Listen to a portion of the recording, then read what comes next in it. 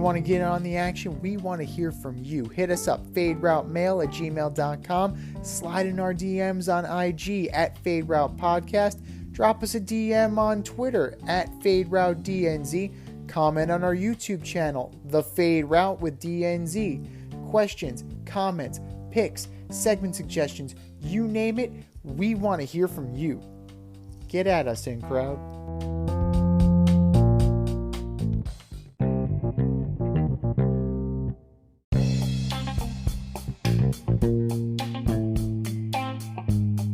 Welcome to this week's episode of The Fade Route with D&Z. I am D. Got a good show for you tonight. The national championship game is set.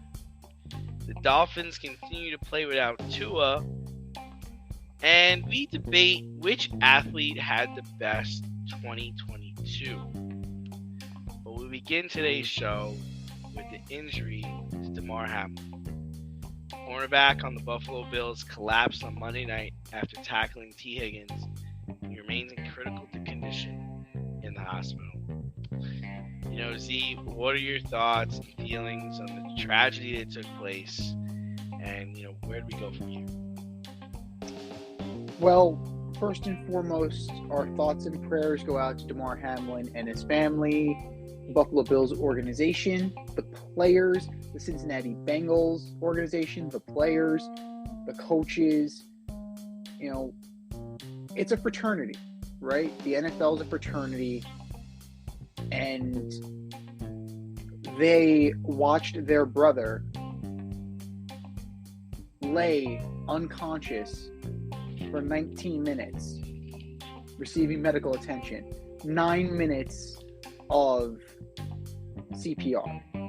So it's a traumatic moment for everybody involved, and we hope and pray that Damar Hamlin survives, that he is healthy, and he comes out of this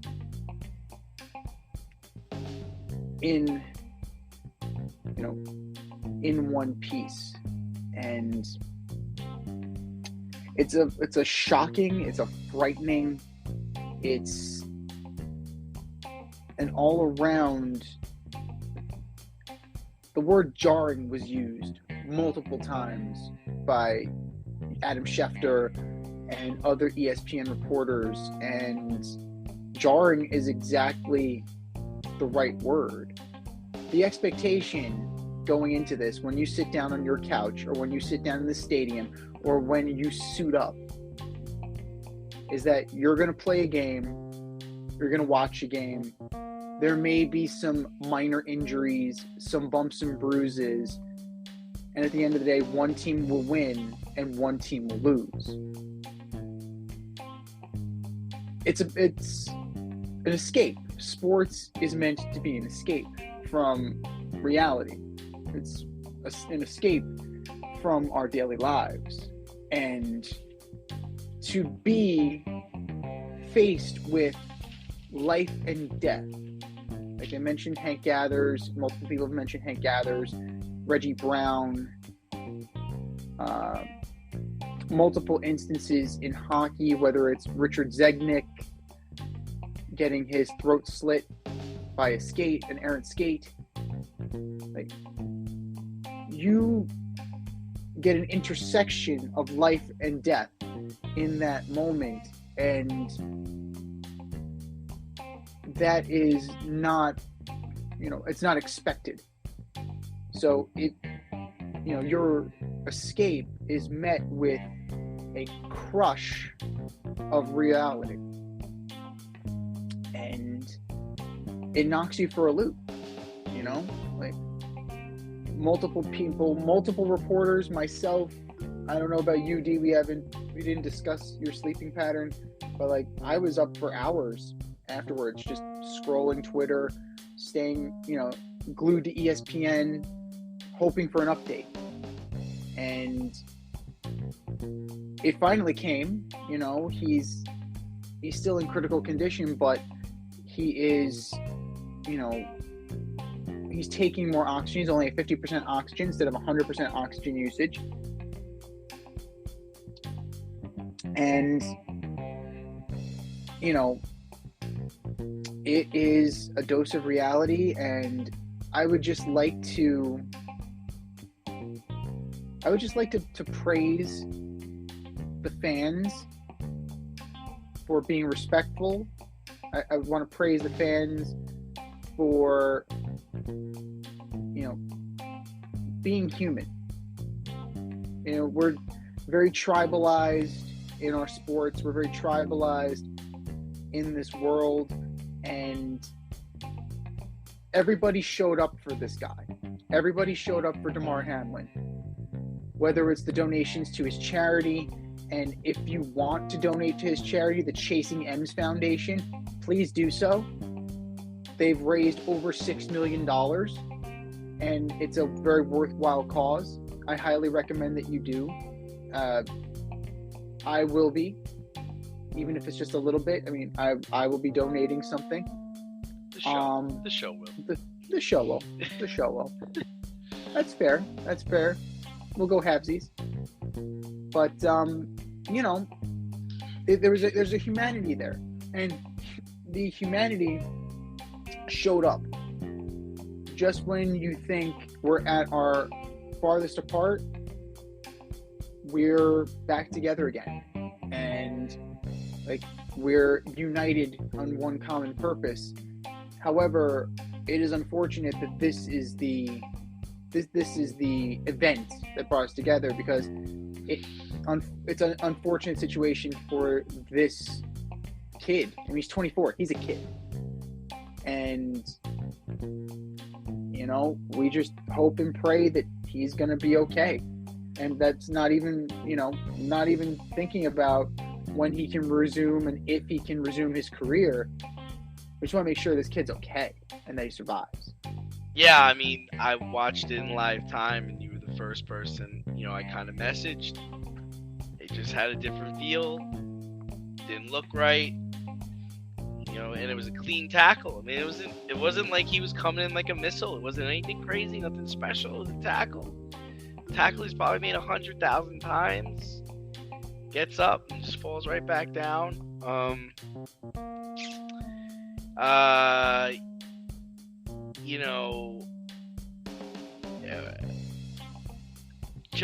Just want him to recover.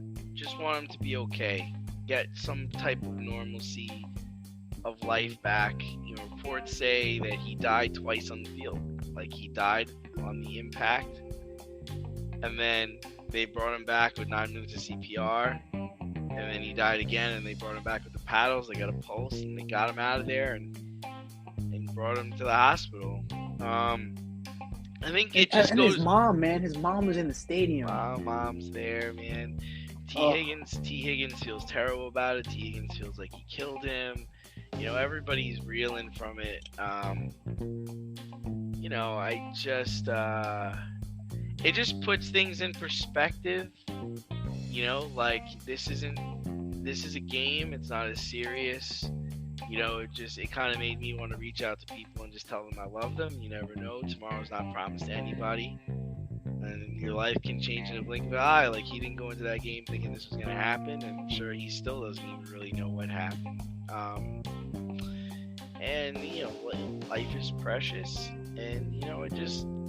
They can't play the game. It's just like, just don't let the Bengals and the Bills play each other. They're talking about maybe playing this after next week, and it's just like, guys, just cancel the game.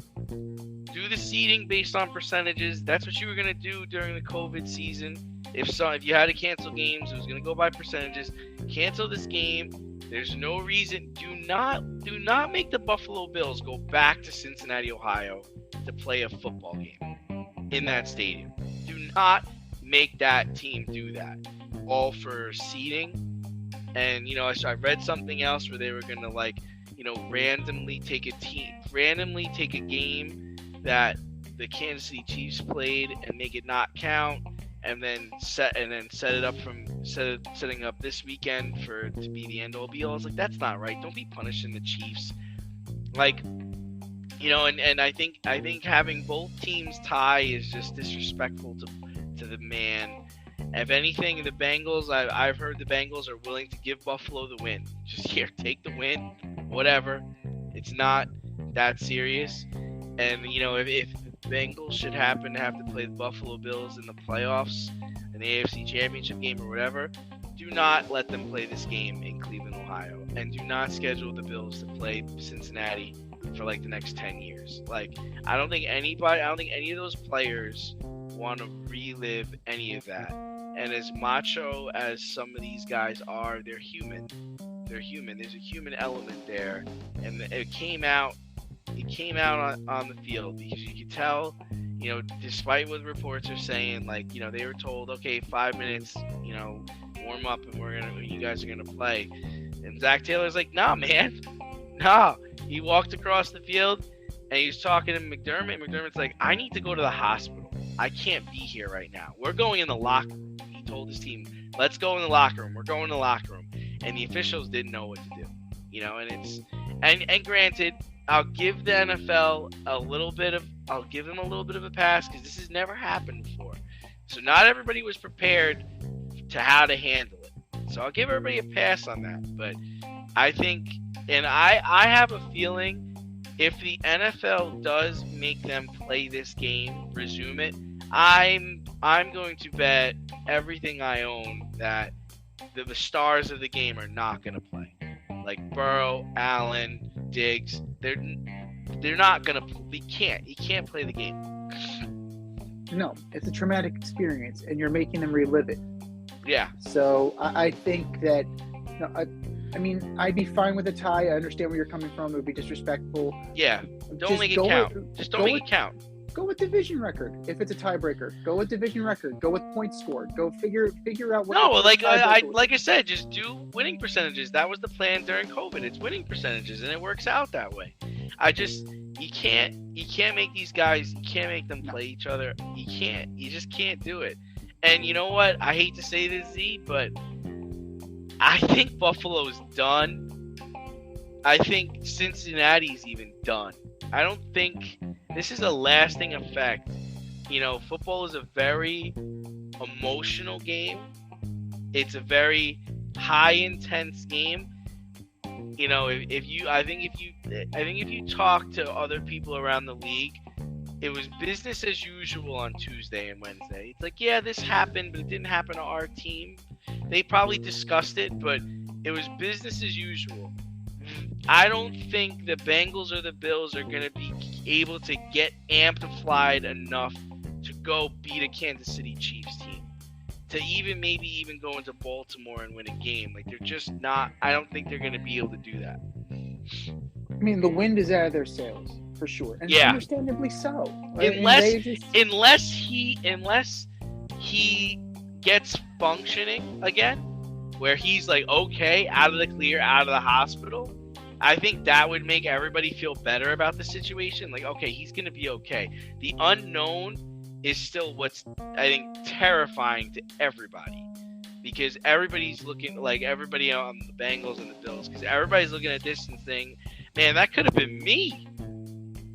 That could be me today. That could be me tomorrow. That's my brother.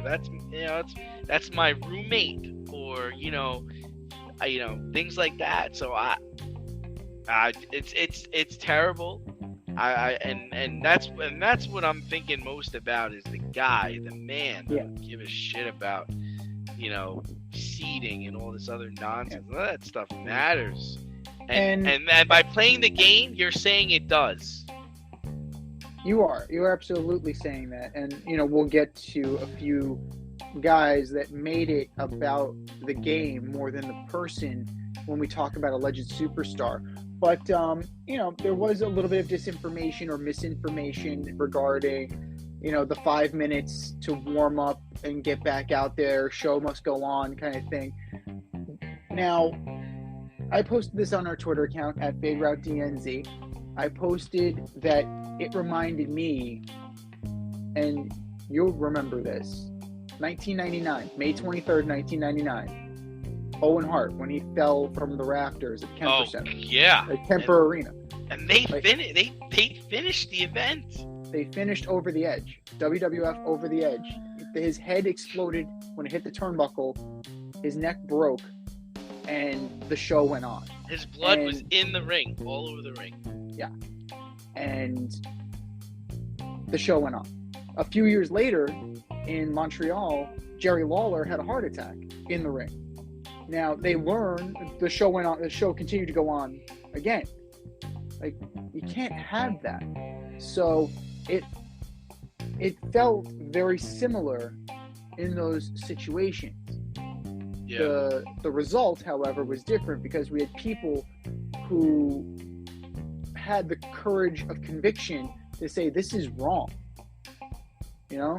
Yeah. Like Sean McDermott, Zach Taylor, they were not about it. The players weren't about it. No. And they, the show was not going to go on that night. No way. And I don't think Roger Goodell is that callous. I think that the delay, the speculation is that, the delay was trying to get them back onto the field and try to, no. At that point, you're trying to, because there are no protocols in place, you're trying to solve this on the fly. What are my contingency plans? What am I going to do? How am I going to get out of this situation with any recourse? How am I going to avoid any additional recourse? So I don't begrudge the NFL for taking the time they did to put things together. Like, I can't do that because there's no playbook. No. Maybe there will be moving forward. Yeah. I think, and there should be, right? There should be. And it shouldn't be just a guy suffering a cardiac event. I mean, what was it? The guy from the Jets was paralyzed, Bird. You get, there's this whole next man up mentality, and this whole, the show must go on. It's barbaric, it's ancient, and we need to change it. But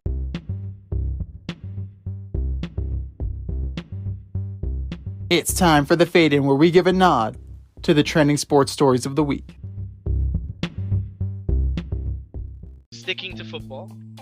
And by the way, just to soften things up a little bit, this is the first time since Thanksgiving I'm not going to cough through this entire podcast. And I don't think Z's going to cough either. It's been a really rough 6 weeks for both of us. I think he was sick. Everyone in my house was sick. But finally, I'm sounding like a normal human being. I'm not congested. I'm not going to be yakking off in everybody's ears. So thanks for sticking with us through all that. But sticking to football, the Miami Dolphins lost to the New England Patriots on Sunday, 23-21. And Tua was unable to play in the game because he still hasn't cleared concussion protocol. He's not going to play in the finale against the Jets this weekend. Another great franchise. Can the Dolphins win without Tua? And does Tua have a future in Miami? Well, can they win without Tua? That is the question. They have the horses, right? You have Mostert, you have Wilson, you have Tyreek Hill. You can get creative with Tyreek Hill. You can get creative, since this genius head coach, right? Because we're slapping the genius label on him. Is he Sean McVay Jr.? Sean McVay with a beard? I don't know. They've lost 5 games in a row. Yeah. They've lost as many games in a row as the Jets have. I'm going, wise man once said, and that wise man was Goose from Top Gun. Come on, Mav, do some of that pilot shit. So Mike McDaniel needs to do some of that coaching shit. Like, if he's the guy that they asked for, if he's the guy that he claimed to be in that job interview, then he needs to figure out how to turn Skylar Thompson into Joe fucking Montana. Yeah, it's a tough ask. I mean, I'm surprised Teddy Bridgewater hasn't played better, but to give Teddy a break, like Teddy was actually playing okay, not great, but okay. And then he dislocated his pinky, and then he was done. So, they just seem to lose games. I mean, listen, they've got 2 of their receivers are the top 5 in yards receiving this year.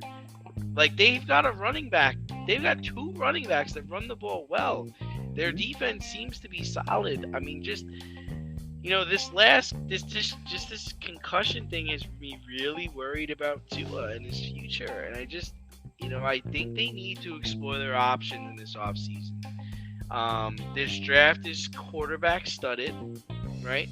Mm-hmm. And there are some really good free agent quarterbacks hitting the market. And, you bring a guy in and you give him the Joe Montana talk, right? You give him the Steve Young talk. I don't know how many games this guy's going to be able to play. He's got a head issue, it's neurological. I need you to be ready. This could potentially be your team in 3 games, right? So I think you could give that talk to a Mike White. You could give that talk to a Geno Smith. Why wouldn't Geno Smith want to be playing with Tyreek Hill and Jalen Waddle? Marcus Mariota's an easy guy. Derek Carr is going to be an easy guy. And, and let's not forget about the Tom Brady factor. That's easy. That's an easy sell, right? Mm-hmm. So, do I think Tua is the guy? I'm starting to think he's not. I'm starting to think this concussion thing is going to be a problem. And can they win without Tua? It doesn't look like they can. And so in that situation, you're going to have to bring in a guy you can win with. Well, this weekend, unless Teddy is going to splint it up and play, right? We were just talking. Teddy's out. Teddy's out. Yeah. So that leaves you with Skylar Thompson and Mike Glennon. Yes, that's what they're doing. That's what they're going with. That's what they've been reduced to. That means that if I'm Mike McDaniel, I'm putting the work in the lab and I'm figuring out ways like I should have been. Like, why were they so successful early on in the year? They were figuring out ways to get their players involved. Right? It wasn't just Tua dropping back the pass. No, they were super explosive. But there wasn't much of a tape on it, right? Now teams got the tape now, right? It's like they've got an idea of what we need to do to keep this team in check, Right. So but at the same time, you got to figure out, you have to adjust. Everything. Professional sports is all about adjustments. They adjust to you, you adjust back to them. Right. And they draw the Jets this weekend. This was a bad loss, but this was a bad loss to a Patriot team. Like, you had to beat the Patriots, and they literally lost. I believe they lost the game in the fourth quarter. I'm pretty sure Teddy went out, and then that's when Mac Jones came downfield, scored, and they just weren't able to get it going again. The Jets are just, God. Can I read you some stats on the Jets? Please do. Can I read you some stuff that I cooked up in the lab? So they've also lost 5 in a row. Mm-hmm. And they're averaging 12 points a game. They haven't scored a touchdown in their last 2 games. And this is the 7th straight season where they're having a losing record. And this is the 12th straight season that they're not making the playoffs, which is the longest playoff drought in New York Jets history. Mm-hmm. How do you like that? And this is after Saleh's coached the team for 2 years, 3 years. You can't put it all on Saleh. It was broken before he got there. It was Gase. It was Bowles. How about the revenge of Adam Gase? Let's remember that he won his last 2 games as a Jet coach, which made them lose the number 1 pick and get the 2nd pick in the draft. How about that shit? Oh my God. How about that shit? Adam Gase fucked them again. How'd he do it? He did it. That's the difference between Trevor Lawrence and Zach Wilson. I was watching some tape on Zach Wilson earlier today. And, you can see why teams fell in love with what he could do. He definitely has arm talent. He's definitely an athlete, and he's able to sling the ball in very, very weird arm angles. Okay. Mm-hmm. The problem with Zach Wilson though is that he needed a coach to teach him how to be a professional quarterback. He didn't get that from Matt LaFleur's brother. Because if you watch the tape, you can see where he's late with his reads, late with delivery, on the RPOs, waiting too long to deliver the ball, or on the RPOs, making the wrong read, but being athletic enough to escape middle-of-the-road talent in college, where in the NFL, you're not escaping a linebacker who runs a 4.5. Like, he's going to get you and bring you down. And, you know, you can't afford to be late in the NFL with your read. You've got to throw the ball before your guy breaks. You can't see him open and then deliver the football. So these are the and so, like you were saying, you're giving Joe Douglas a slide. I too am easing off of Joe Douglas a little bit, because what I think they saw the talent. They acknowledged his errors, and they believed that Matt LaFleur's brother could fix it. And that's the only issue that I have is that you put too much faith in a guy that's never done this before. It's not like you said, okay, Doug Peterson's our head coach. He'll be able to fix this problem, right? No, you brought in somebody who'd never done this before, and the other thing I don't like is that the Jets' offense isn't anything like what he did in college. They don't do the RPO. He doesn't roll out. There's nothing like what he did at the combine. Like, just like Coach Westhoff was telling us, there's nothing that he did great at the combine that they've they've facilitated or put into their offense. You know, so, and then the New York media, oh God, this is all because they lost Vera Tucker and Breece Hall. Shut up! Don't come at me with that nonsense. This is because they're inept. They're inept, that's why. And you bring over the kid from Jacksonville who's just been sitting on the bench for the last 5 games watching them lose. Telling me he can't help them lose? Come on, man. No. James Robinson turns out to be a wasted pick or wasted trade, because he didn't do enough on the team. So Jacksonville's not going to reap the benefit of that trade. They're going to win their division. They are. Yes, they are. And James Robinson is watching Bam Knight play. Now, credit, Bam Knight's not bad. He's a pretty good player. See, they're awful this weekend. The run game, there is no run game because they can't block for anybody. How many times this weekend did you see the running back get hit in the backfield? Like, you're telling me that that's not a Vera Tucker thing? You're telling me that's not... He's one guy, and they're trying to make him out like he's one of the best tackles in the league. He's okay. He's average at best. When he was healthy, and when Breece Hall was healthy, their running game was good. It was explosive. You can't compare Breece Hall to a guy who went undrafted. Like, you absolutely can. It's because you can compare statistics, you can compare game, right? But that's like saying you can't compare a first-round draft pick with Brock Purdy. They play the same position, they play the same games. Doesn't matter. Tony Romo was undrafted. Kurt Warner was undrafted. Like, these things happen. You find diamonds in the rough. That's up to guys like Joe Douglas.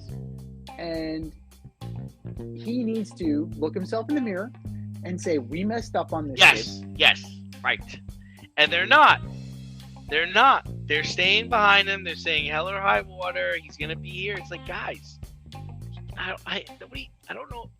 Maybe the Dolphins would take him. Maybe, maybe. I don't know.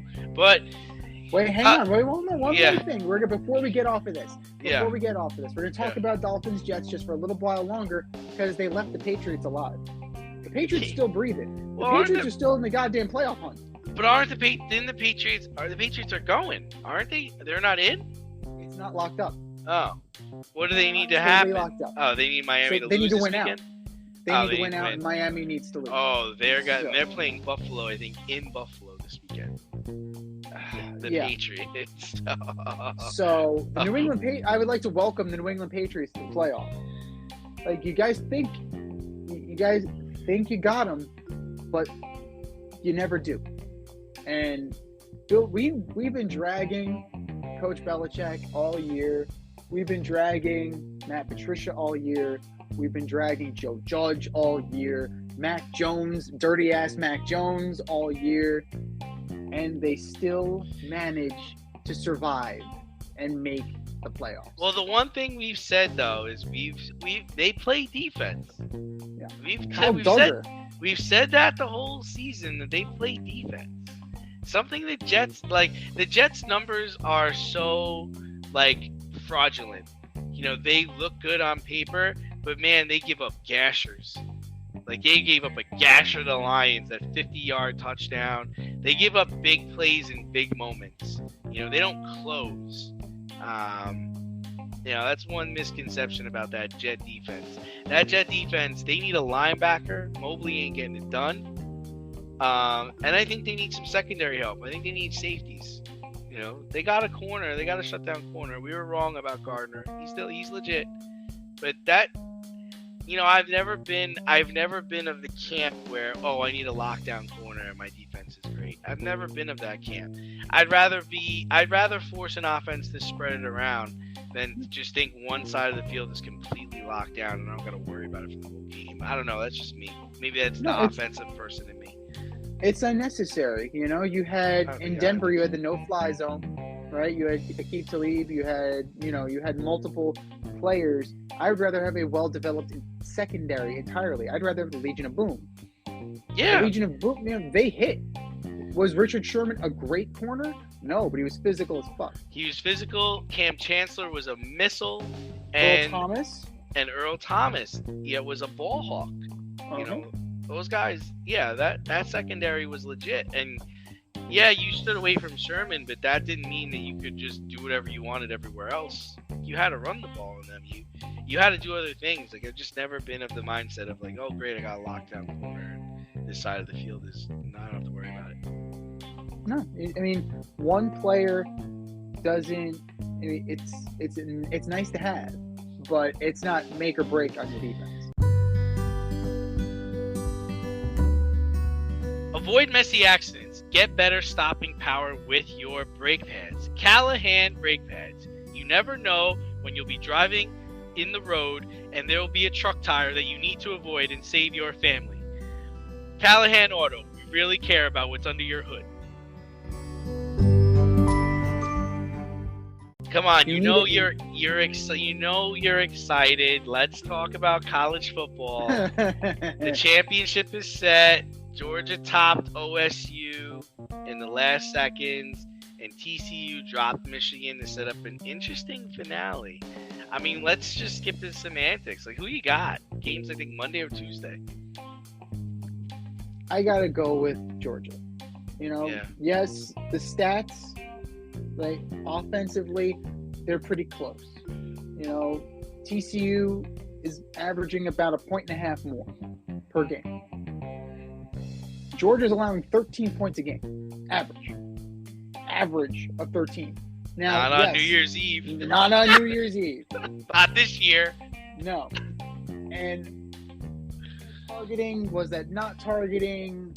There was some controversial stuff. There was some controversial stuff there, and Ohio State kickers just got awful. So, it's gonna be evenly matched up. I got to go with the playoff experience, the pelt on the wall. Georgia is the class of college football right now. TCU is a great story. They did what the other underdogs could not do. They went toe-to-toe with the power, and they won.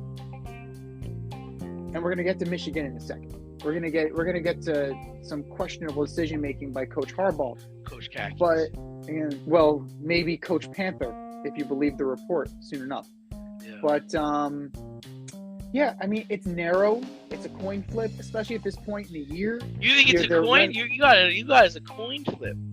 I do. When you put up as many points and there's no defense to be found in either game, at this point, it really comes down to a pick'em. It really does come down to a pick'em. Georgia has more NFL talent, NFL caliber talent. They're the ones ready to go. I mean, Stetson Bennett, we'll see. 23 touchdowns, 7 picks. Hacksaw Max Duggan's right there, 32-6. Looking like Andrew Dalton out there. Well, let's not go crazy here. I mean, just because there's a red rifle, but you know. So it's narrow. Yeah, I mean, I'm actually slightly inclined to watch this game. I'm interested. You know, I mean, the best story would be TCU beating Georgia, right? The defending champs for the national title. That would be epic, right? I mean, each of the games on New Year's Eve, they were high scoring, but I mean, that happened. These teams haven't played football in over a month. Like, you know, nobody's really seen each other. No one's really ready. I mean, that's the only thing is like the games were exciting on New Year's Eve. There's a lot of back and forth. There's a lot of blown coverages. And just running wide open down the field. But there's no defense. You know, I want to see some defense in the game. I hope this weekend I hope this national championship game is going to be like Georgia against. I mean, isn't going to be like Alabama against Notre Dame. That was awful. Or that year Oregon took the ass whooping. You know, we witnessed a few years ago. So, I hope it's a competitive game. I'd like to see TCU win.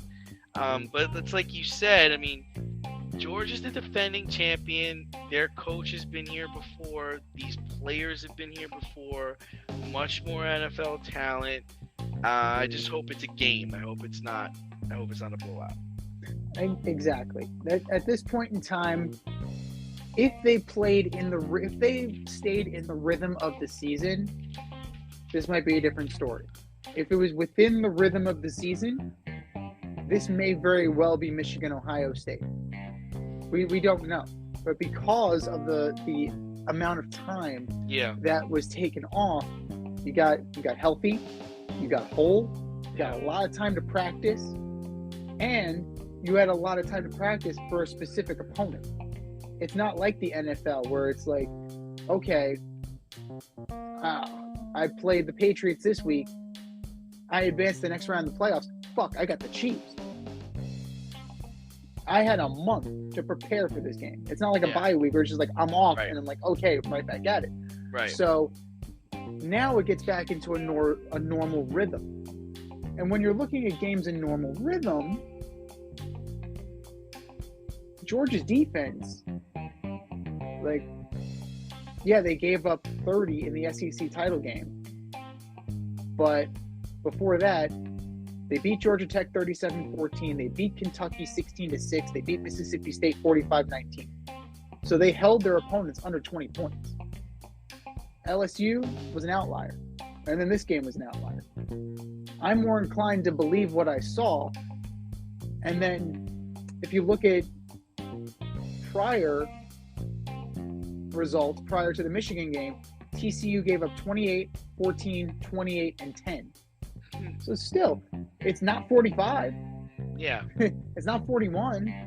Right. So I'm more inclined to believe that we're going to see that performance this go round.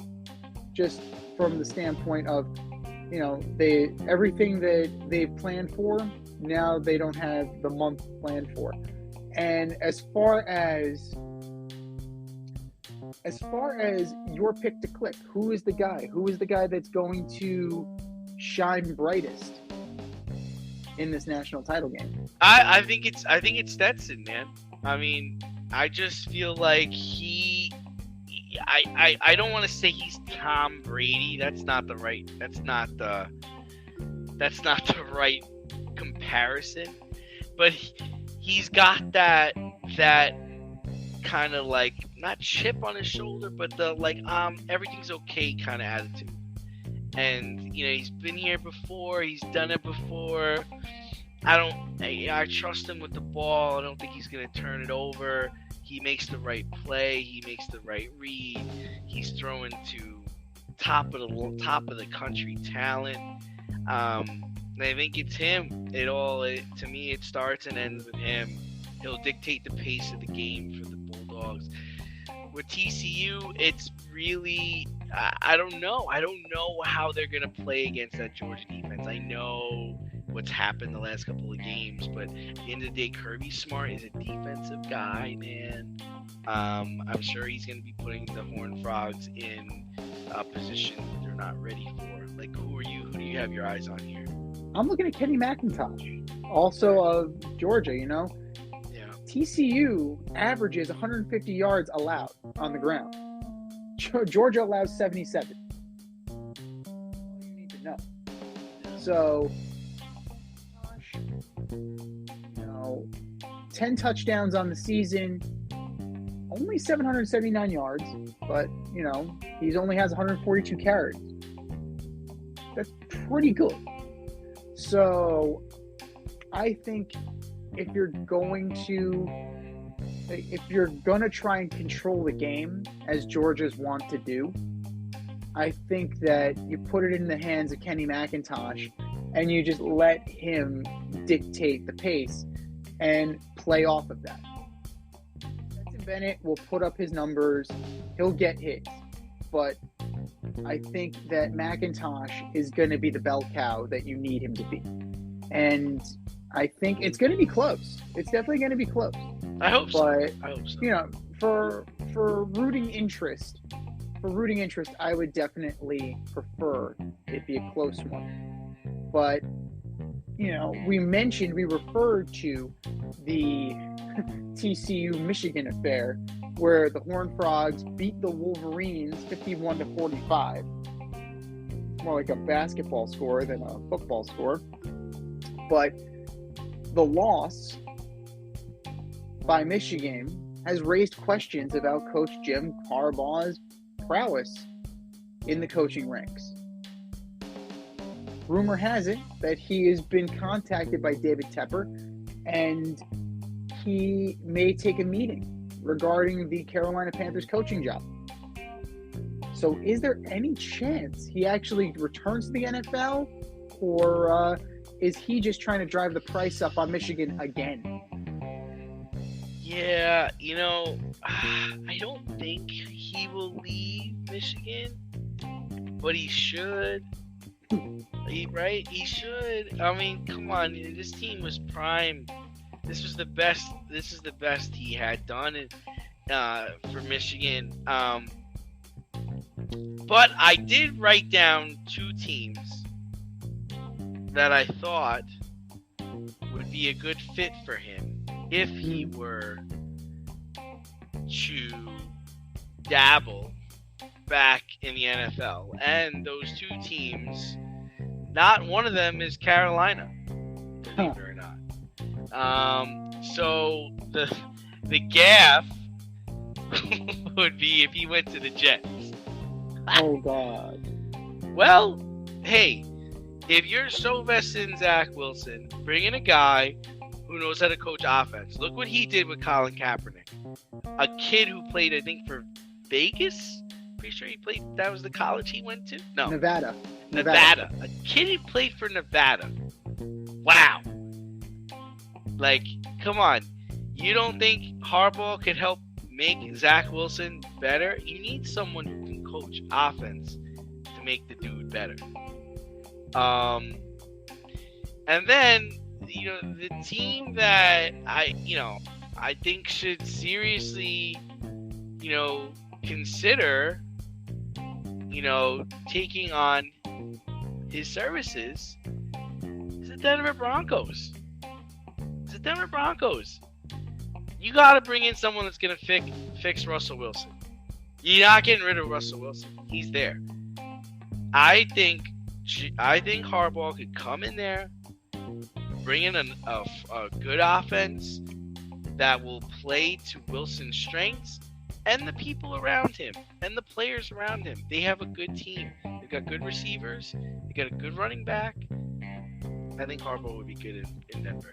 He might butt heads with Elway, though. I doubt that marriage would work, but that's the way I see it. Jim Harbaugh is going to wear out his welcome wherever he goes. That's what he does. Like, he runs you into the ground. There's a reason why he's still not in San Francisco. There's a reason why he and Balky are no longer together. They pretty much ran their course together. Balky's in Jacksonville. Balky's in Jacksonville, and he's rebuilding.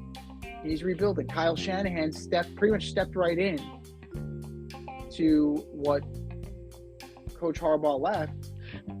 Didn't really miss a beat there. But at the NFL, I'm looking at Denver. That's fair. I'm looking at anywhere that is going to pass on trading for Sean Payton, because New Orleans still owns his rights. You're going to have to give up cash. You're going to give up draft picks. You may have to give up player. But you want Sean Payton, you're going to have to pay a premium. Michigan, I think it's a few $1 million as his buyout. So it's more feasible to go after a guy like Harbaugh. Now, I don't necessarily like Carolina moving on from Steve Wilkes so quickly, considering what they did and how they were able to recover. I feel like it's very Rich Bisaccia-esque. Thank you, did so well, get the fuck out. Like, I don't like that. The Indianapolis Colts, that makes a ton of sense for me. He was a Colt. Irsay knows Jim Harbaugh. Probably the reason why he won't bring him back is that he knows Jim Harbaugh. If he becomes available and Lovie Smith decides that these wholesale changes that the owner wants to make to his staff, if that's too rich for his blood and Lovie decides to leave, would Jim Harbaugh take the Houston Texans job? Maybe. Especially if he's got the number 1 pick coming his way. I could see that. I could definitely see that. Denver makes the most sense because they're the most desperate. They are absolutely the most desperate right now. And it's a splash move, right? The owner of the Walton family, they made a splash move when they got Russell Wilson. They're not shying away from the big splash. And I don't know if it will fix Russell Wilson, but it will definitely wash out the taste of Nathaniel Hackett, which is what they may want to do. At the end of the day, I don't know. Like, none of these jobs compare to the Minnesota job that he interviewed for last year. The Minnesota job was much better than any of these positions. That team was pretty much turnkey when Mike Zimmer left. And Kevin O'Connell, he turned the key. Like, that is the position, Jim Harbaugh would have had the most success in because it's most ready-made. I don't know if he's willing to do the work. I don't know if he's willing to do that long-term because he's burned everywhere he's gone. He's burned out in a very short time. He's flamed out in a very short time. But if we're going to rank them, and this is, again, based on what's available, we haven't even gotten to Black Monday yet. New Orleans could be available. Vegas could be available.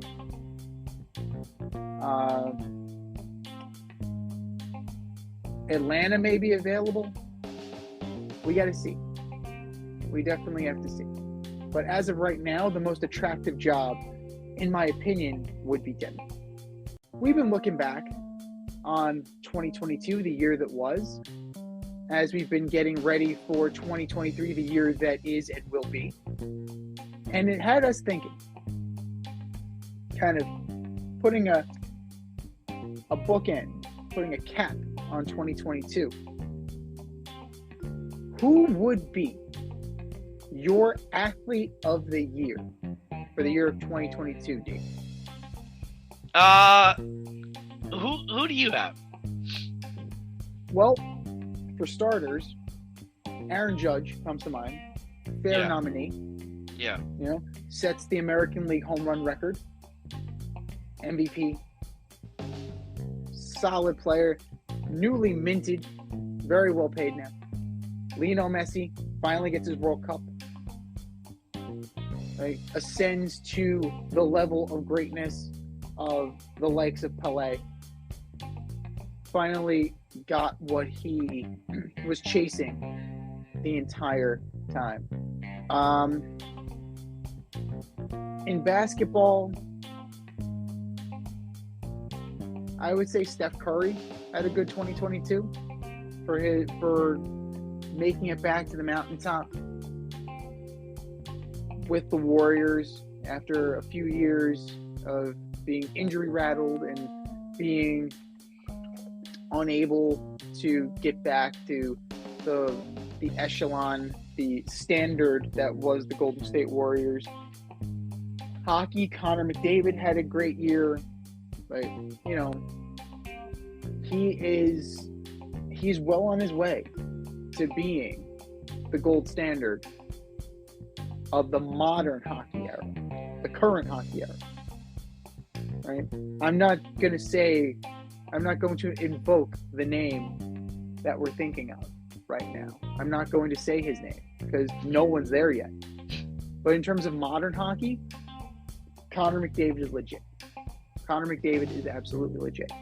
But of those nominees,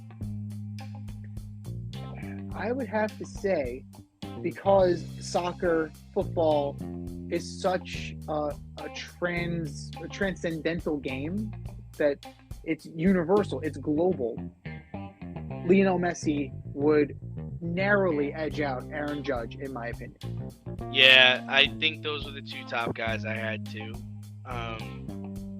Messi, because this was it for him, right? This was the last piece he needed to cap a tremendous career. It was the only thing missing from his display case. It was the only thing missing from his resume, and he captured it in such amazing fashion against the defending World Cup champions, and they came back and tied the game. He put them over the edge, and they tied the game again into overtime, penalty kicks, and he helps his team win. And then the runner-up is Aaron Judge. He bet on himself. He didn't sign the contract in the offseason. He broke the American League record for home runs in a season. He was the best player on his team. He won the MVP award. He single-handedly carried them, all season. And, if it wasn't for Messi, it would be Aaron Judge.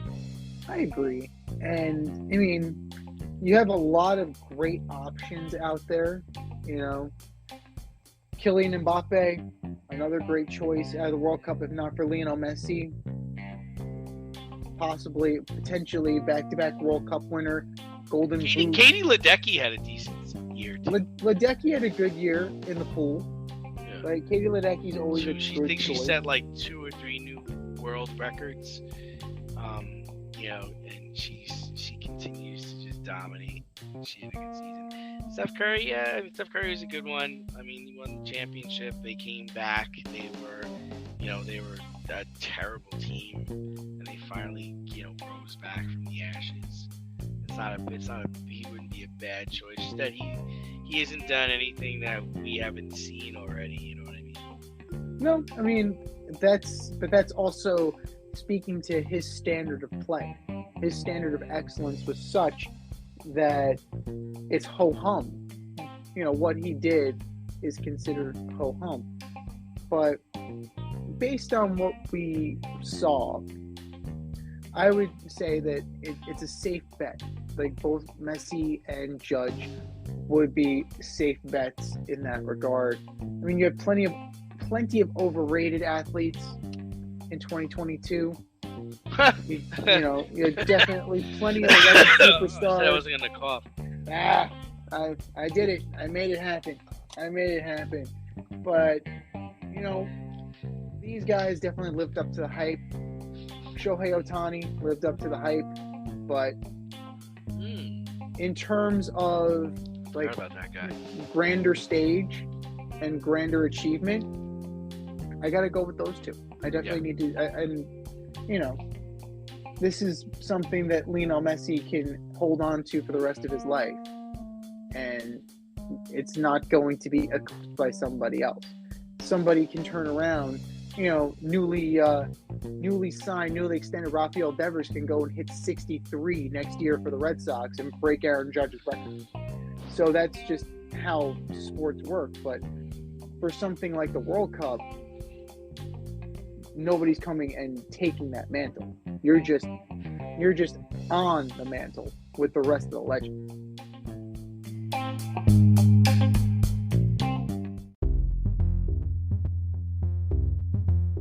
Are you in need of air care maintenance or service? I have the company for you. Air Care Technicians. They service the Westchester and Northern Bronx area and can help you with all your heating and cooling, maintenance, and service needs. Just give them a call at 914-315-1547. Again, that's 914-315-1547. Or shoot them an email at aircaretechnicians@gmail.com. These guys are the real deal as they are veteran-owned, licensed, and insured. Make sure to tell them that D&Z sent you.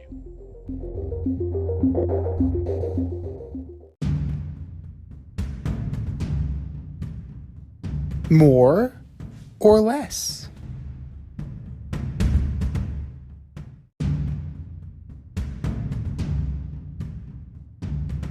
All right, boys and girls, here's how it goes. We have a statement, and it's either more likely or less likely that it'll happen. More or less, number one, Zion Williamson will return to his MVP form this season. Less likely. It's unfortunate. He's having a really good season. This is everything they've wanted him to be. He's a beast. He's on another level. But man, hamstring injuries linger, and he's a big dude. He's gonna have to. They're saying 3 weeks. It's gonna be more like 3 months. It's gonna take a while for him to get better.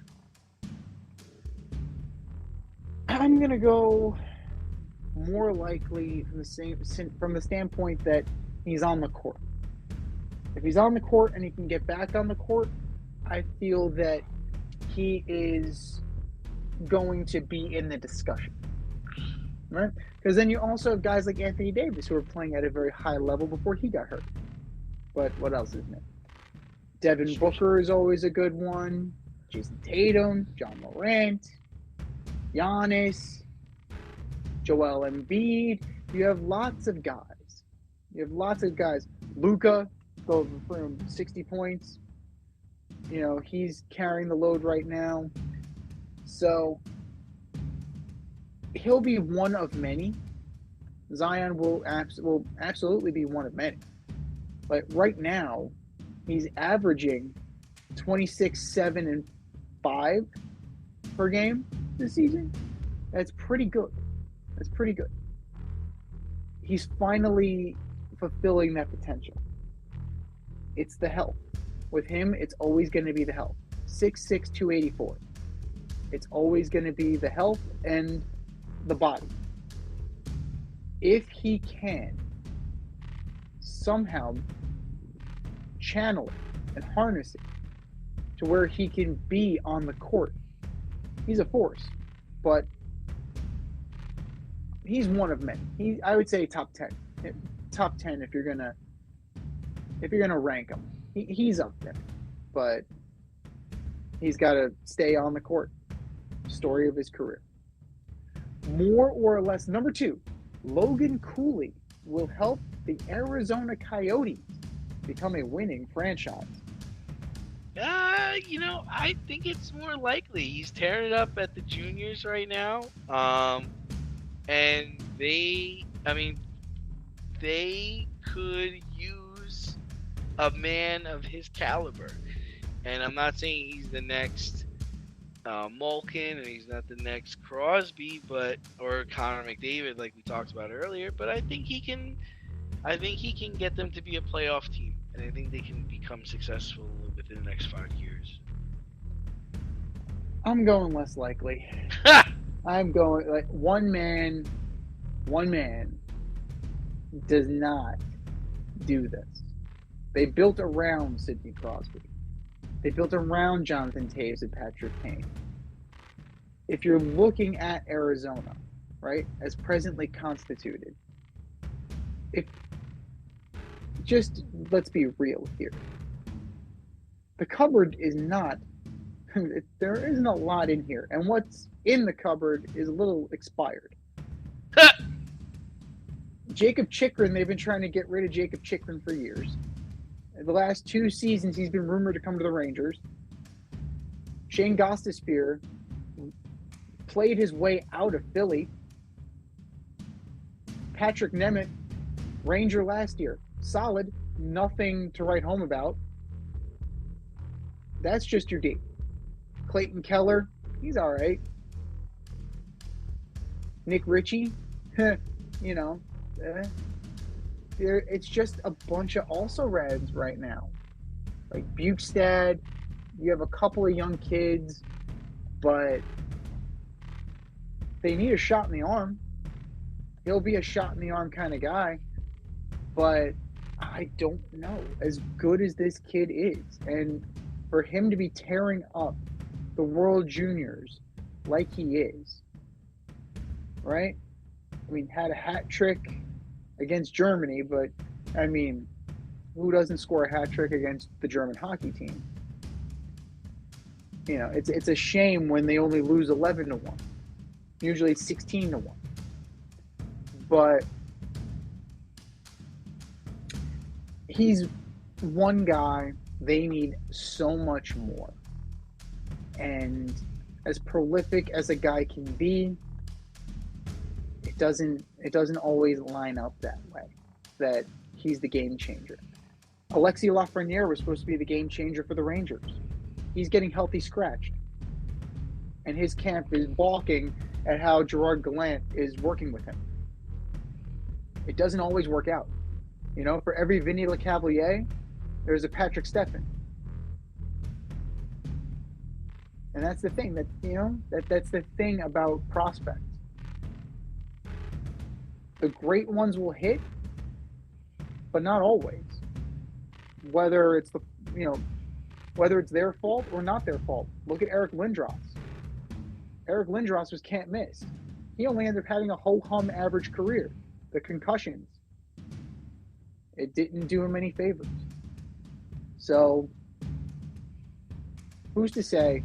But it's not exactly awe-inspiring when he's on the Coyotes of all teams. More likely or less likely, number 3, Claudio Reyna is going to get banned by U.S. Soccer for dropping the dime on Greg Berhalter. I don't know, man. I think it's less likely. I think what they're saying is like, I don't know. I think it's just like, I don't think it's going to happen. I think we were just going to look past this and just move on. I'm going to go less likely. It's going to be a hell of a Lifetime movie. I'll tell you that much right now. For those of you not in the know, Gio Reyna was not getting any playing time in Qatar on the U.S. men's team.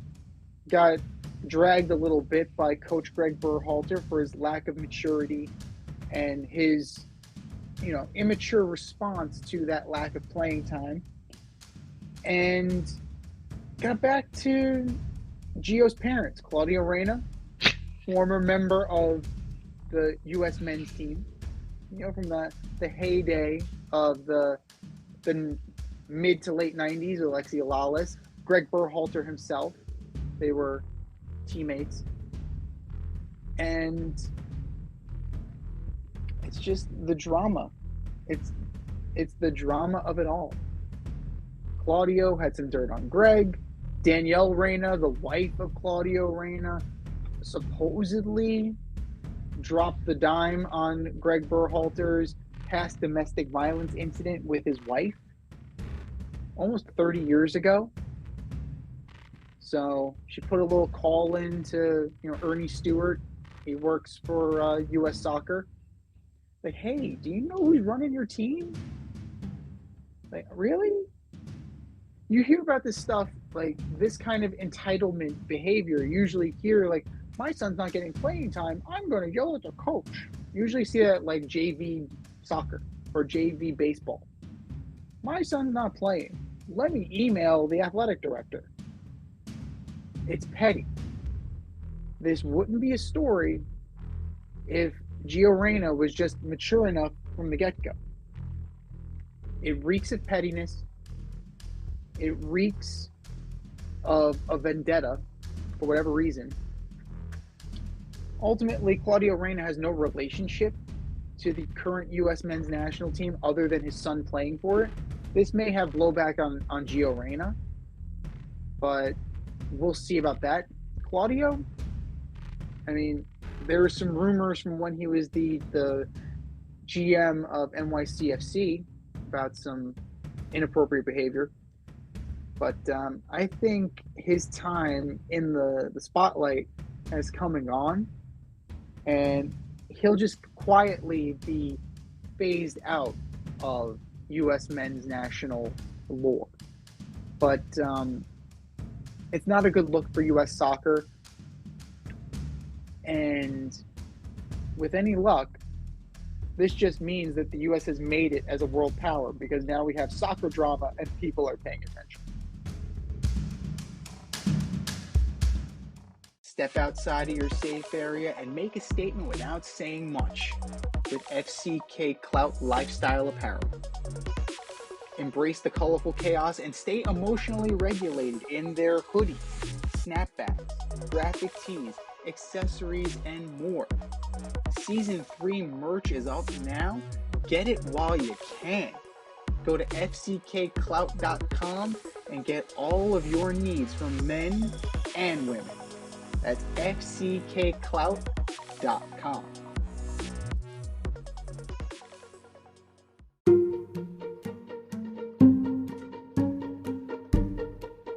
The Fade Store presents the Alleged Superstar of the Week Award.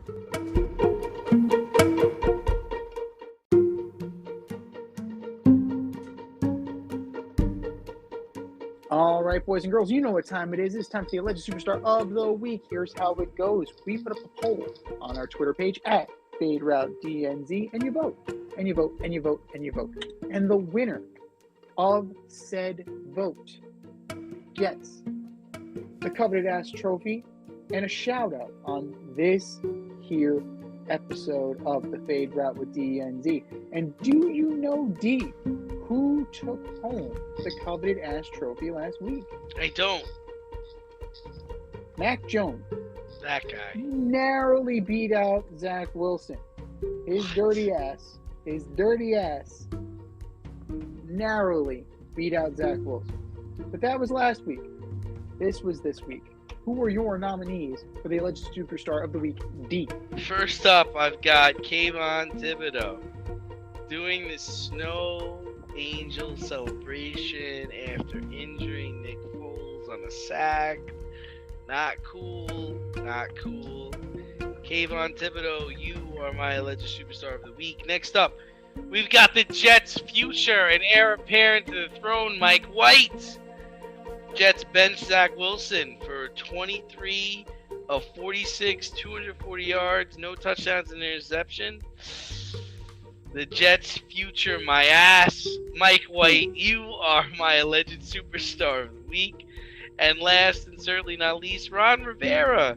Not knowing you could be eliminated from playoff contention if the Packers beat the Vikings, You got to be better than that, Ron. Someone's got to tell you what's going on over there. Ron Rivera, you're my alleged superstar of the week. Z, what do you got? All fine choices. The Ron Rivera thing, it's like you go to Washington and you forget the rules of football. Donovan McNabb, I believe, was also a Washington Redskin when they tied. Like you can tie in football? Yes, you can. That's right. Yes, you can. So apparently, like once you sign with Washington, you forget the rules of football. I'm going to start with Skip Bayless. That guy.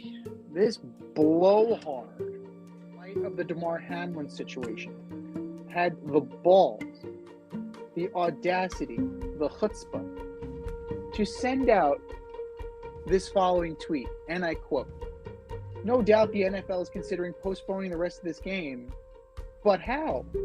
This late in the season, a game of this magnitude is crucial to the regular season outcome, which suddenly seems so irrelevant.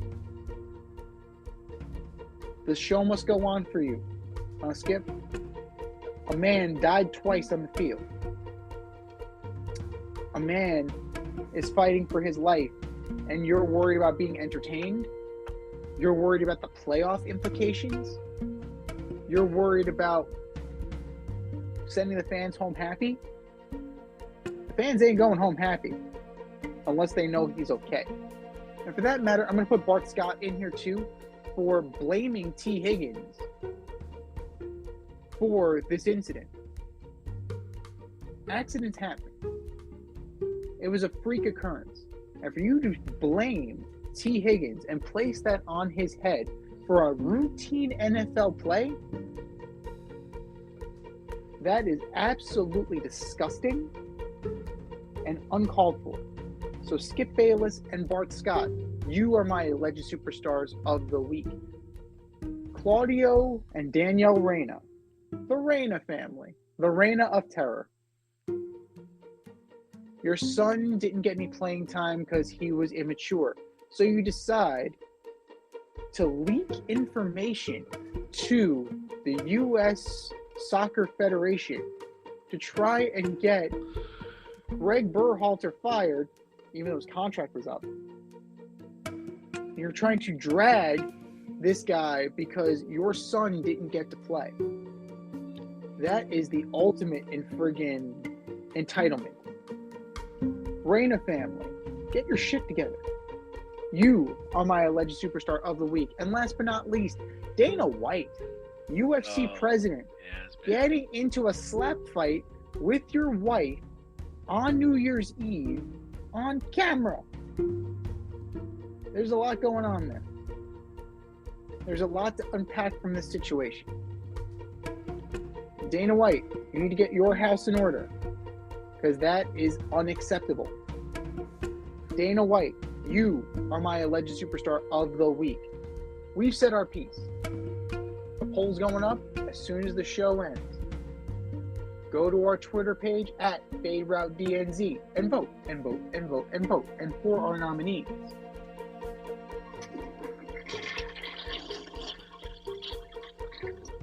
Just do better, boys. Just do better.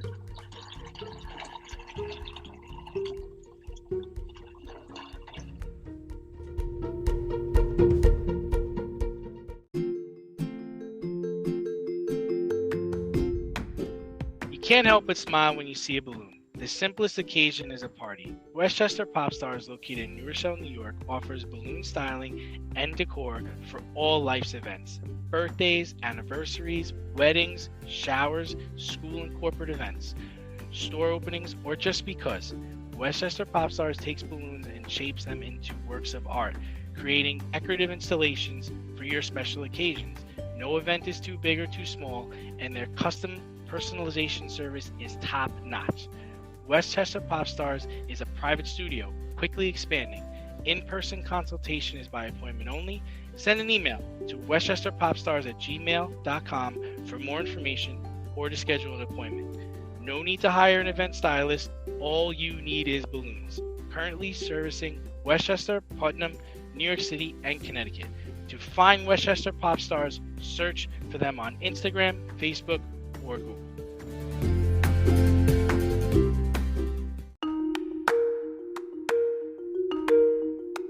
Let's run the option and give you our picks for the week.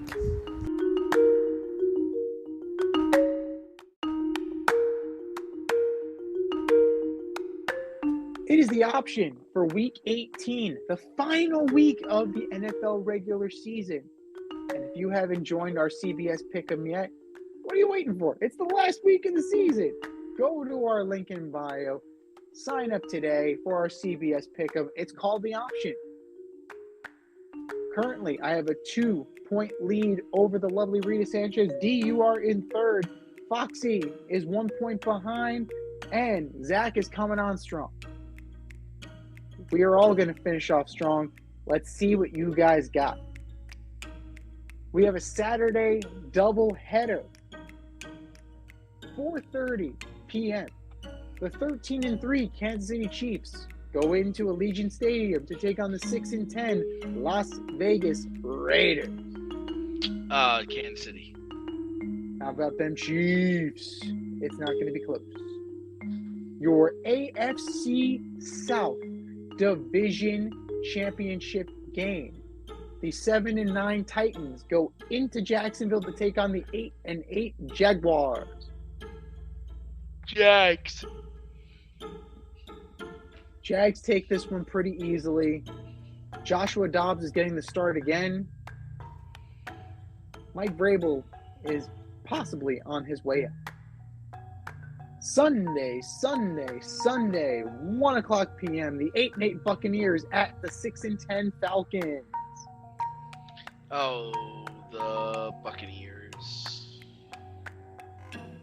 It's going to be close. Falcons would love to play a little bit of spoiler. The Bucs are in. They have really nothing to play for at this point. They're still better than the Bucs. They're still better than the Falcons. So I'm going to take the Bucs. The 8-8 Patriots go into Orchard Park to take on the 12-3 Buffalo Bills. Oh, yeah, that's a tough one, right? Yeah. It's a tough one. I'm going to go with the Patriots.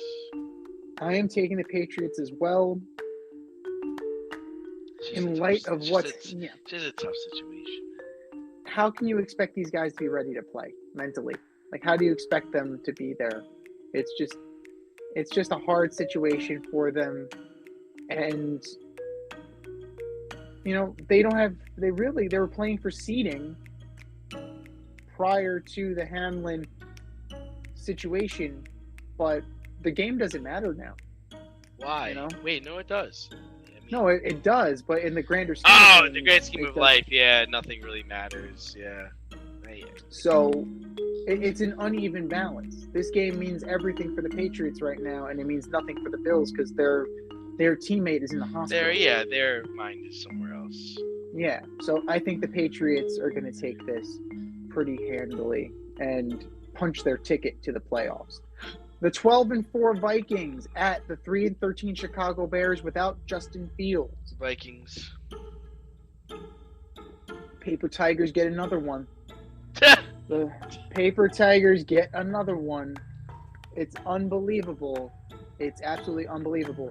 And the Bears will possibly get the number 1 pick off of this. At least the number 2. We'll see what happens later on, but the Bears put themselves into excellent position. No, the Houston's going to get the number 1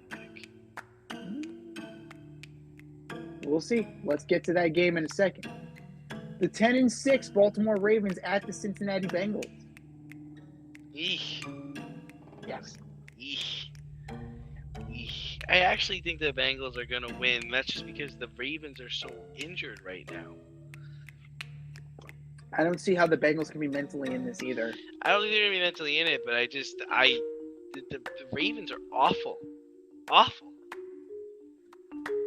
The Ravens are, with Huntley and that gut buster. They don't have anybody to throw the ball Steelers. to. There's nobody to throw the ball to. They lost to the Steelers, for crying out loud. The Steelers, it's sneaky. It's very sneaky. Listen, the Bills are playing a team that's fighting to get into the playoffs. That's healthy and well well coached, right? Mhm. I mean, Yeah. that's not what's happening in this other scenario. No, but still, they're not. The Bengals cannot be mentally in this and having to go back to that field where it occurred. Yeah, You know, that's a good point. Good point. That's traumatic. That's very. It's That's a very home. good point. Yeah, it's home.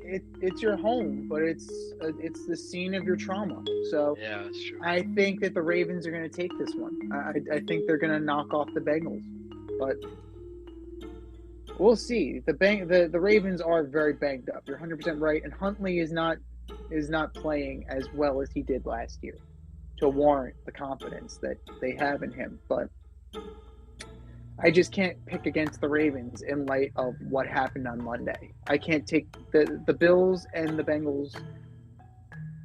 You can excuse it. It's understandable.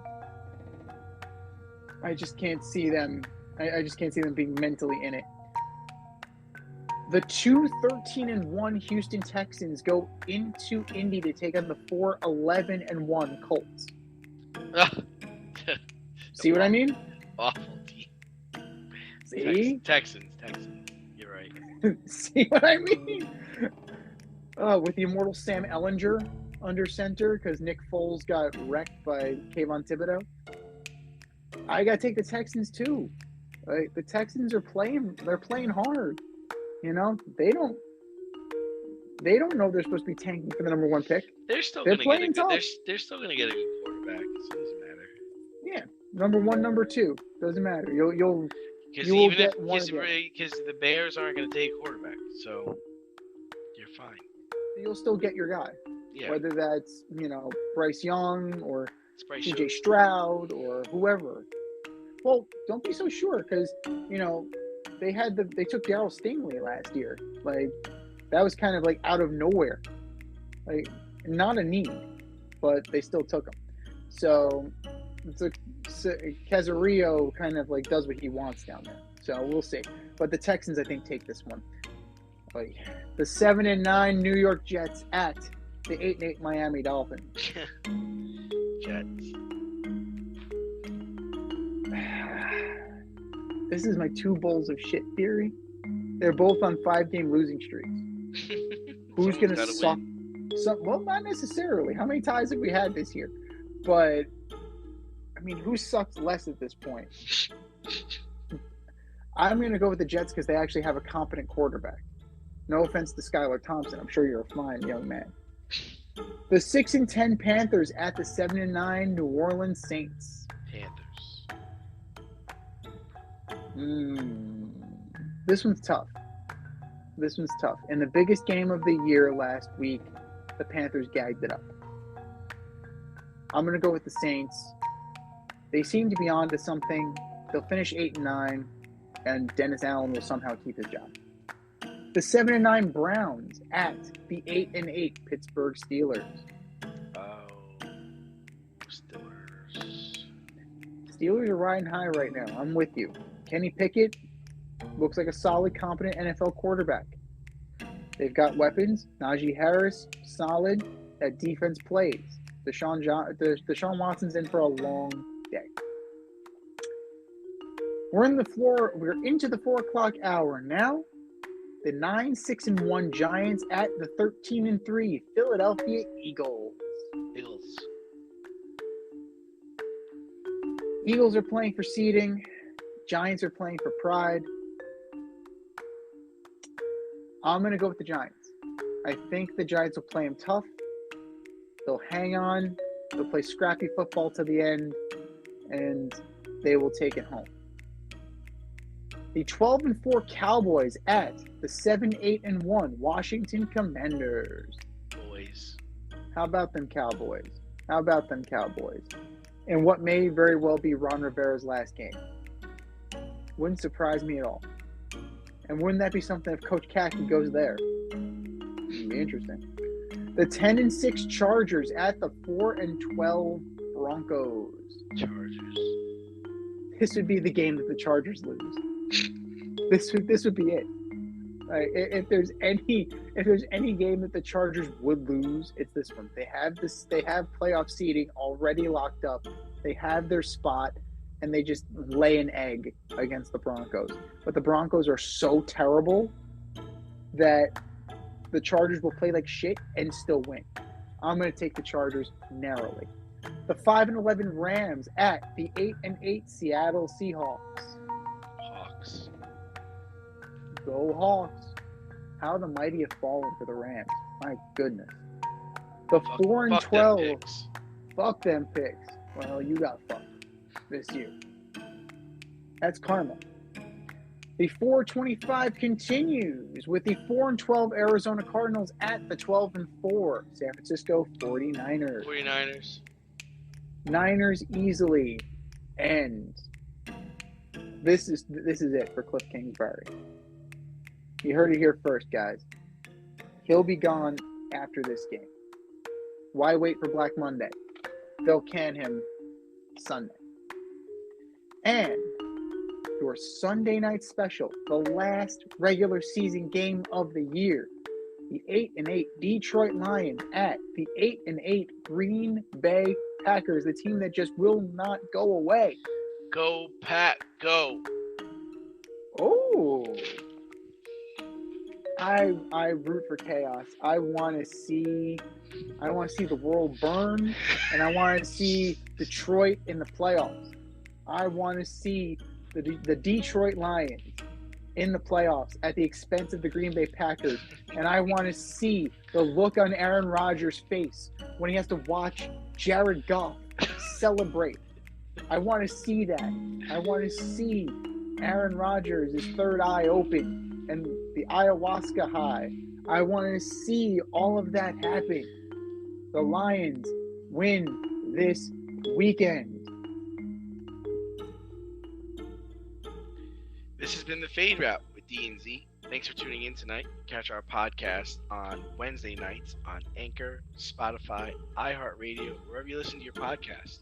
So until next time, stay faded, everyone. Time for us to run the go route, but we'll talk to you next week. Thanks for listening to this episode of our podcast. If you like what you heard and want to hear more, be sure to like and subscribe on your favorite podcast platform. Rate us 5 stars, leave us a review, turn on subscription notifications, and tell your friends. Spread the word, spread it wide.